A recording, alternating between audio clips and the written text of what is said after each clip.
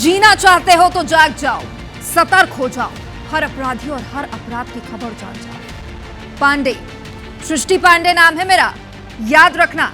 अब कोई भी क्रिमिनल नहीं बचेगा, सभी की खबर बनेगी और जुर्म पर कानून की जंजीरें जकड़ेंगी।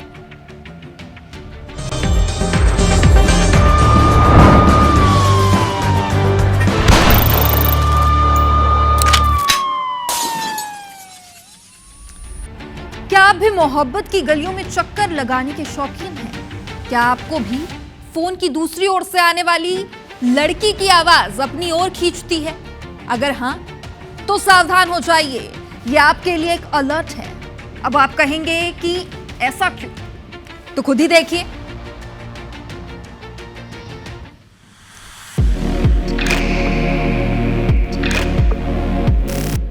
हेलो, मैं रीना बोल रही हूँ।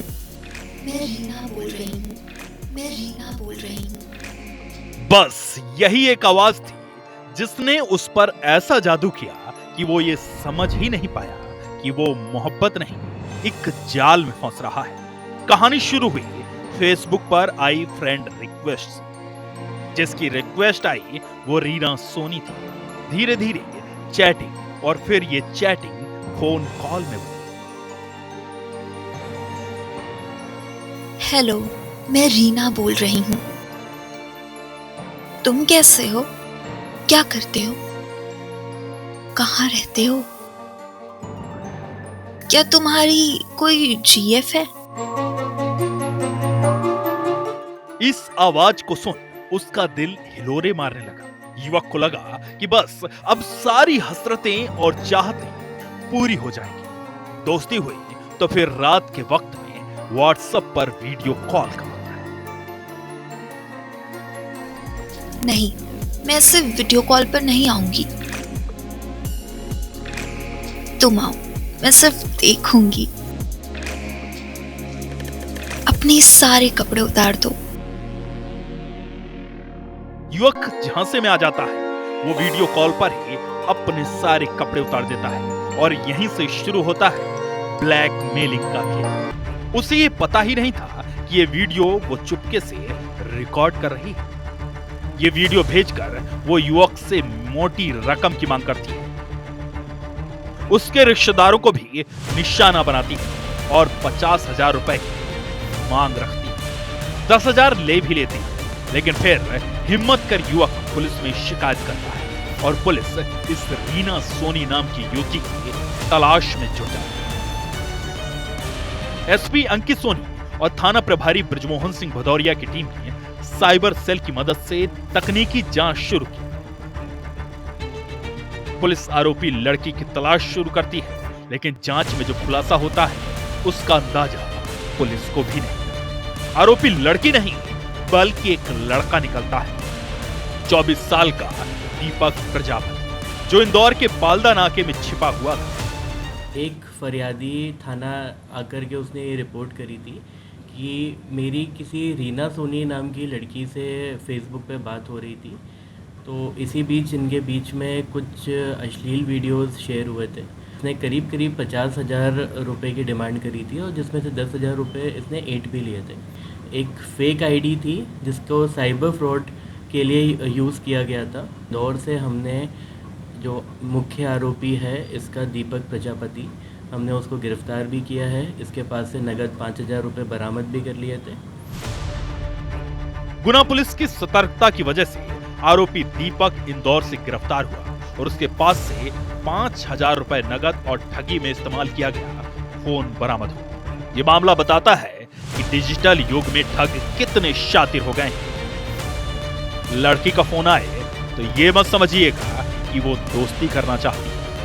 इसका मतलब ये भी हो सकता है कि वो आपको ठग रही है। सतर्क रहें, सुरक्षित रहें। नीरज योगी, IBC24, गुना।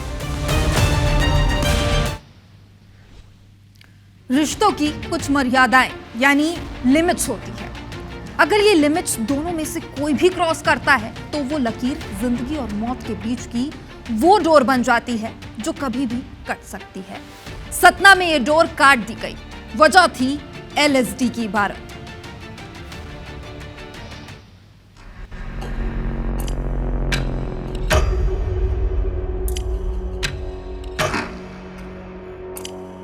ये तस्वीरें और हालात उस जगह के हैं जहां एक महिला की बेरहमी से हत्या कर दी गई। उस पर कुल्हाड़ी से इतने वार किए गए कि खून के छींटों से जमीन और दीवारें रंग गई। ये नजारा देख सबकी आंखें फटी की फटी रह गई। मौत का ये मंजर रोंगटे खड़े कर देने वाला था। मृतका की पहचान पुष्पा गौड़ के रूप में हुई, जो मूल रूप से मैहर जिले के सिमरिया गांव की रहने वाली थी। उसकी शादी 2014 में भालचंद सिंह गौड़ के साथ हुई। पुलिस के मुताबिक भालचंद ने अपनी पत्नी पर चरित्र संदेह के चलते कुल्हाड़ी से 3 बार वार किया। गंभीर रूप से घायल पुष्पा को सतना जिला अस्पताल ले जाया गया, लेकिन इलाज के दौरान उसने दम तोड़ दिया। इस दर्दनाक घटना के समय उनके 3 मासूम बच्चे मानसी, आशिक और आरोही घर पर ही मौजूद। मां की हत्या के बाद बच्चे सदमे में। चोट लगी कुल्हाड़ी की। पापा मारे हमारे सामने मारे हैं। मैं छोटी बहन हो गया। और भाई छोटा वाला नहीं था, वो कहाँ था? पापा के साथ गया था। घटना की सूचना मिलते ही मझगवां पुलिस मौके पर पहुंची। आरोपी भालचंद ने पहले पुलिस को गुमराह करने की कोशिश की, लेकिन पूछताछ में उसने अपना जुर्म कबूल कर लिया। पुलिस ने उसे गिरफ्तार कर हत्या का मामला दर्ज कर लिया है। प्रारंभिक जांच में पता चला कि पति पत्नी के बीच चरित्र संदेह को लेकर देर रात विवाद हुआ, जिसने इस खौफनाक हत्याकांड का रूप ले लिया। घटनाक्रम हमको उसके बारे में पूरा जानकारी नहीं है। हमको जानकारी फोन के माध्यम से हुआ है कि उसका आपके बहन का मर्डर हुआ है और आपके जीजा जी किए हैं। ये चीज़ हमको जानकारी हुआ किसने बताया आपको? फोन के माध्यम से हमारा छोटा भाई बताया कि मर्डर हो गया है, बहन का मार डाले हैं और जीजा जी मारे हैं। मामले में जो है आरोपी द्वारा पुलिस को चकमा देने की कोशिश की गई थी, ताकि पुलिस इसमें डायल 100 की सूचना के आधार पर जो है गुमराह हो जाए, परंतु बाद में इस बात की विवेचना में पता चला कि आरोपी द्वारा ही जो है घटना कारित की गई है। इस घटना ने पूरे गांव को झकझोर कर रख दिया है। 3 मासूम बच्चों के भविष्य पर अब अंधेरे का साया है। पुलिस इस मामले की गंभीरता से जांच कर रही है, लेकिन क्या पति का शक महिला का कत्ल जायज है? क्या रिश्तों में भरोसा और उस पर आती दरारों को भरने के लिए बातचीत के बजाय गुस्से में खून बहाना ही सही? मृदुल पांडे, IBC 24, सतना। पैसा जिंदगी का वो हिस्सा है जिसके बिना सब कुछ अधूरा है। शायद अब परिवार, रिश्तों और प्यार के बिना जिंदगी बिताई जा सकती है, लेकिन पैसों के बिना यह हम नहीं बल्कि अंबिकापुर में घटी एक घटना कहती है, क्योंकि यहां पर परिवार और रिश्तों से ज्यादा पैसों को तवज्जो मिली है।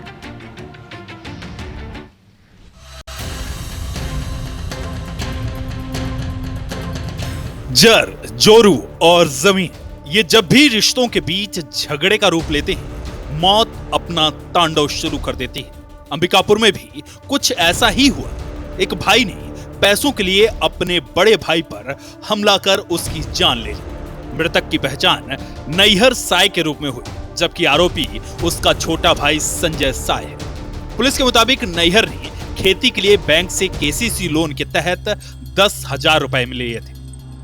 जब संजय को इसकी जानकारी हुई तो उसने पैसे के बंटवारे को लेकर विवाद शुरू कर दिया। विवाद इतना बढ़ा कि संजय ने चूल्हे में जल रही लकड़ी निकालकर नैहर पर वार कर दिया। गंभीर चोटों के कारण नैहर बेसुध होकर गिर पड़ा। परिजन उसे मेडिकल कॉलेज अस्पताल ले गए, लेकिन डॉक्टरों ने उसे मृत घोषित कर। दुइयो भाई बैठ के लड़त रही। का चीज बा? पैसा बर दो कहीं कहा हुआ रही। छोटे भाई मारिस बर खाला हमें ए आगे लिखा में कहा दे बेहोश हो गई, अस्पताल लाने डेथ हो गई। घटना के बाद संजय मौके से फरार हो गया। दरिमा पुलिस ने तुरंत जांच शुरू की और मुखबिर की सूचना पर आरोपी को गांव में ही छिपे हुए धर दबोचा। पुलिस ने हत्या में इस्तेमाल चूल्हे की लकड़ी भी बरामद कर ली। प्रारंभिक जांच में पैसे के लालच को हत्या का मुख्य कारण माना जा रहा है। आरोपी के खिलाफ हत्या का मामला दर्ज कर आगे की जांच शुरू कर दी गई। प्रकरण में हत्या की जो मुख्य वजह है वो ये है कि जो नैहर साय मृतक है वो घर में जाकर के अपने पिताजी धनीराम से अक्सर लड़ाई झगड़ा करता था और घटना दिनांक को भी धान रोपाई में ज़्यादा पैसा खर्चा कर दिए हो, बल्कि मेरे को पैसा कम देते हुए इस बात को लेकर के वाद हो रहा था। इसी बात से आवेशित होकर के जो आरोपी है उसने अपने बड़े भाई नैयर साय की हत्या की है। प्रकरण में अग्रिम वैधानिक कार्रवाई की जा रही है। इस हत्याकांड ने न सिर्फ एक परिवार को तोड़ा बल्कि पूरे गांव को झकझोर कर रखा। यह हत्याकांड रिश्तों पर ऐसे सवाल खड़े करता है जिससे रिश्तों के बीच का प्यार अब पैसों के आगे बेबस और लाचार नजर आता है। अभिषेक सोनी, IBC 24, अंबिका। वो गुमशुदा नहीं हुआ, वो खोया भी नहीं। तो फिर वो कहां गया? जांच शुरू हुई तो जांच ने एक खौफनाक मोड़ लिया। खुलासा हुआ तो पता चला कि इस गुमशुदगी के पीछे छिपा था एक शक का जहरीला खेल। देखिए, 7 जुलाई से लेकर 31 जुलाई तक चली ये क्राइम थ्रिलर मिस्ट्री। रायगढ़ के पाकर गांव पंचायत सचिव जयपाल सिदार अपनी कार में अपने बच्चों को स्कूल छोड़ने गए, लेकिन उस सुबह जयपाल घर नहीं लौटे। उनकी गुमशुदगी ने परिजनों को बेचैन कर दिया। अगले दिन लैलूंगा थाने में गुमशुदगी की रिपोर्ट दर्ज हुई, लेकिन यह कहानी सिर्फ गुमशुदगी तक सीमित नहीं।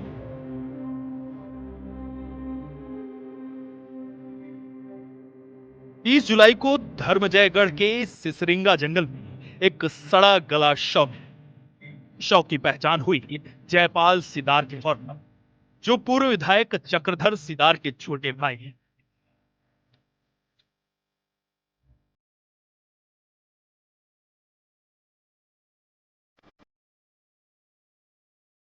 रायगढ़ पुलिस ने टेक्निकल इंसो, सीसीटीवी फुटेज और मोबाइल लोकेशन के आधार पर जांच को आगे बढ़ाया। जांच की सुई घूमी और पहुंची 3 युवकों शुभम गुप्ता, कमलेश यादव और मदन गोपाल सिदार।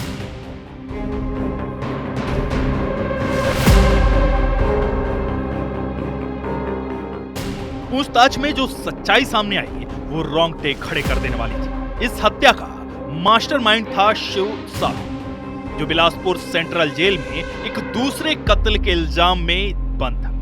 शिव को शक था कि जयपाल का उसकी पत्नी के साथ नाजायज संबंध है। इस शक ने उसे इतना अंधा कर दिया कि उसने पेरोल पर बाहर आकर 1 लाख रुपए की सुपारी दे डाली। 7 जुलाई की सुबह जयपाल को पैसे के बहाने एक सुनसान जगह पर बुलाया। उनकी ही कार में चलते वाहन में गमछे से उनका गला घोंट दिया। हत्या के बाद शव को सिसरिंगा घाटी में फेंक दिया गया। सबूत मिटाने के लिए आरोपियों ने जयपाल का मोबाइल, कार की नंबर प्लेट और गमछे को नष्ट कर दिया। लेकिन सच कभी न कभी बाहर आ ही जाता है। रायगढ़ पुलिस ने अपनी सूझबूझ और टेक्निकल जांच से सनसनीखेज सुपारी किलिंग का पर्दाफाश कर दिया।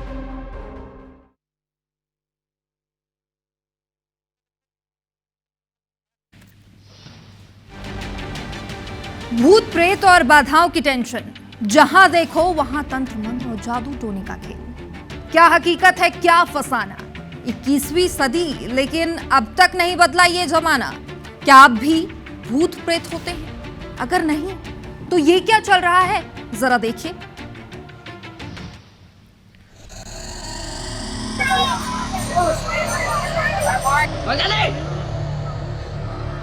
ये तस्वीरें जो आस्था कम और अंधविश्वास से ज्यादा भरी हुई दिखाई देती है।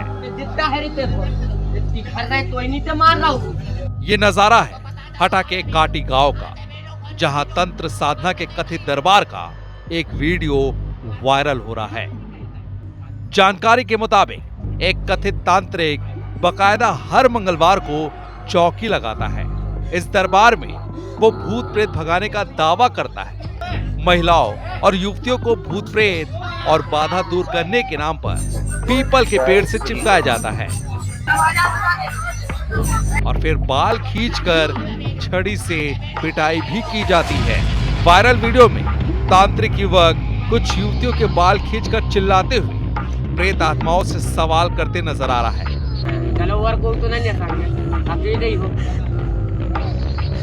और उन्हें भगाने का भी दावा कर रहा है।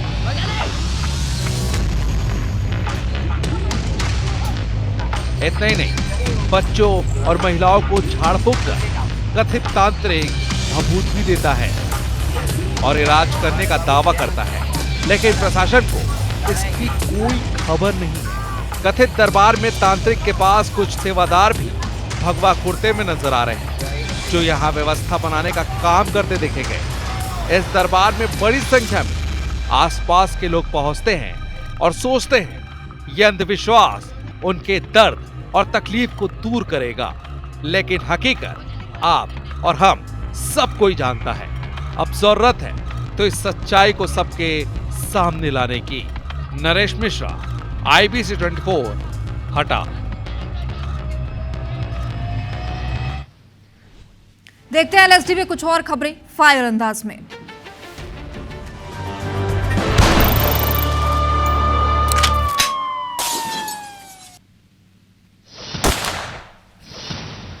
वोडरनगर में घर में सो रही नाबालिग से गैंगरेप किया गया। आरोपियों ने पीड़िता की भाभी से भी छेड़छाड़ की। यूपी के सोनभद्र से 2 आरोपियों को गिरफ्तार किया गया। कटनी की चौपाटी पर हुए चाकूबाज कांड में तीसरे घायल युवक की भी मौत हो गई। मामले में पहले ही 2 युवकों की जान जा चुकी है। पुलिस ने 3 नाबालिग आरोपियों को गिरफ्तार किया। कोरबा में अवैध वसूली करने वाले 3 युवकों को भांगो पुलिस ने गिरफ्तार किया। तीनों आरोपी खुद को पुलिसकर्मी बताकर आम नागरिकों से वसूली करते थे। कटनी की बड़वारा पुलिस ने मादक पदार्थों की तस्करी के खिलाफ कार्रवाई की। संदिग्ध ऑटो से करीब 5 किलो 200 ग्राम अवैध गांजा बरामद किया। 2 आरोपियों को गिरफ्तार किया। धमतरी के सोरम में चेन स्नैचिंग का मामला सामने आया। एक महिला से 2 बाइक सवार बदमाशों ने मंगलसूत्र छीनकर फरार हो गए।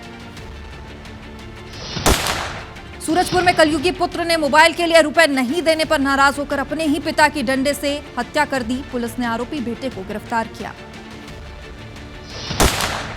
कोरबा के पाली दीपका मुख्य मार्ग पर महिला ने ट्रेलर के सामने आकर खुदकुशी की। घटना का CCTV फुटेज सामने आया।